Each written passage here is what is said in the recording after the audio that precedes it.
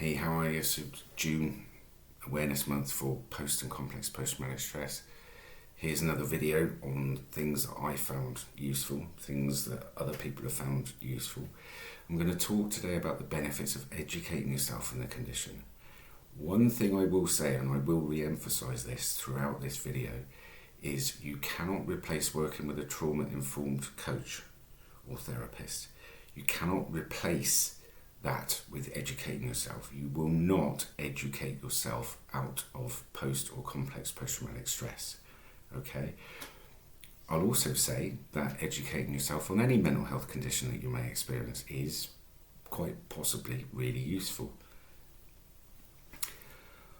I, as I say frequently, denied I had complex trauma for 4 years whilst knowing I had it. At the same time, I was educating myself heavily in the condition, the symptoms, how they affect people. I was also educating myself in the world of difficult people, as I call them, so-called narcissists. My trauma came from a very difficult long-term relationship with what would be called a narcissist. I don't like that term. But it was very difficult, and it ended up with me developing complex trauma. But I denied I had trauma whilst educating myself on it, and a part of me believed I could educate myself out of it. And I know that sounds messed up, but your brain is fried when you are traumatized. You're not thinking straight, okay? So for 4 years I educated myself. I looked at recovery journeys, I looked at people who were experiencing the conditions the symptoms that I was, and I will say that didn't help me. I would find myself shaking watching other people talking about their trauma. Look at people who are recovered themselves. Look at people who help people recover from trauma, and look at them talking about other people's symptoms, how they manifested. You might find that slightly less overwhelming and slightly less likely to set things off within you, yeah? But you cannot replace putting the work in, the full, consistent, committed work with a trauma-informed coach and therapist. You can't replace that with education. It isn't going to work, all right? I learned this the very hard way. You can educate yourself on the symptoms. You know how those symptoms affect you, and then you'll become more aware of other things that perhaps you weren't aware of that are actually related to trauma symptoms, and it all empowers you further. You may want to go on and understand more about what the amygdala and the hippocampus do in the brain. They're a big part of trauma stuff. That's probably your best inroad if you're interested in that. You don't have to study for a PhD. There's loads of information out there that's put across in a very easy to understand way. All right. Other areas of the brain that get affected or closed down sometimes, your prefrontal cortex, you understand what that does, what happens when Mr. or Mrs. Amygdala is in charge with your prefrontal cortex. There's all sorts of other areas that are involved with processing memories, emotion, reactions, etc. You might then become interested in learning about the endocrine system, that's your hormones. So two of the big stress hormones, adrenaline and cortisol, are heavily involved when people are experiencing trauma symptoms. You can also look at your happy hormones.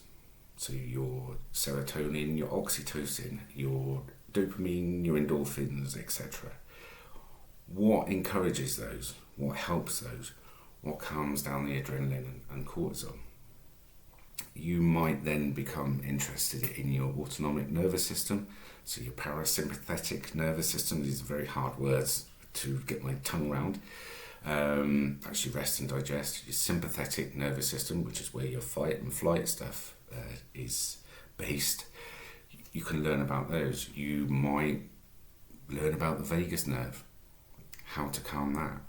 You might come across stuff like trauma release exercises that help with the neurogenic tremors, that's the shaking. There's loads and loads and loads of information out there that will all increase your knowledge and further empower you whilst you're putting the work in, or as you're getting ready to work with a coach or a therapist. You can't educate yourself out of this stuff. Trust me, I tried for 4 years. It doesn't work. All right. During the therapy, because you learn to be curious and inquisitive about things within you, you're going to learn stuff about yourself that you perhaps never knew. You're going to reconnect with parts of yourself that have long since been forgotten, for whatever reason. Maybe you had to suppress them to survive and they just got forgotten and left behind. You'll reconnect with those things.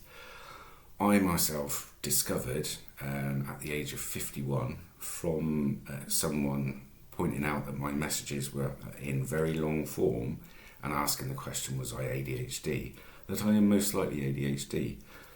I'm once again on an assessment list. I lost a 5.5 year weight because I moved out of area last year, so I've started the process again. During that time period, it turns out I am autistic, and that was still a shock to me 2 years ago when I got that diagnosis. The ADHD resonated with me from being sent a couple of links towards the end of December 2019. I was 51 years of age when I found out that about myself. And then through the recovery process in 2021, I began to have an understanding that my neurospiciness, although not traumatic, probably fed in some or many ways to me going on to develop complex post-traumatic stress. And I started learning about ADHD. I've now kind of look at the autistic stuff. It doesn't resonate as much as the ADHD, but you learn things about yourself. You learn to be curious about yourself. And once you understand things a bit more, you can do something about them when they affect you in the future. So I'm completely trauma-free. Life still affects me. I'm neurospicy, so I struggle with things that neurotypical people wouldn't. When I recognise that, I'm then able to do something about it. Realise, oh, that's imposter syndrome. That's my rejection sensitive dysphoria, etc. Okay? So you can get to a point of being trauma recovered, 100%. It does not mean you will never struggle again. Okay? Life happens. Things break down. Relationships go wrong. You get into arguments, you get into disagreements. You might lose a job. Your boiler might break. Whatever it is, illness, grief, all sorts of stuff will go on, but you're better placed to be able to deal with them. And then you realise, if you're really struggling with dealing with those things, I know what I need to do. I need to go for some help. And then you're more likely to do that, even if it's with friends. Okay? So educate yourselves. Do not make the mistake of thinking you can educate yourself out of trauma. You will not. Okay? Take it from someone who tried. It's one of many mistakes I made. If you're struggling, you must reach out. Have a good day. See you later.